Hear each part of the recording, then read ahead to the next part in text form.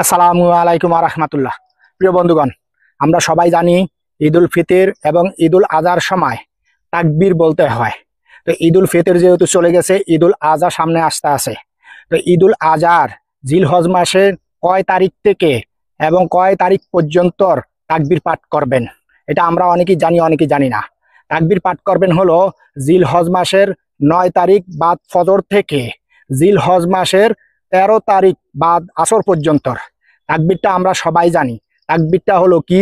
আল্লাহু আকবার, আল্লাহু আকবার, আল্লাহু আকবার, লা ইলাহা ইল্লাল্লাহু, আল্লাহু আকবার, আল্লাহু আকবার, ওয়ালিল্লাহিল হামদ। এই তাকবীরটা আমরা জিলহজ মাসের 9 তারিখ বাদ ফজর থেকে জিলহজ মাসের 13 তারিখ বাদ আসর পর্যন্ত পড়ব।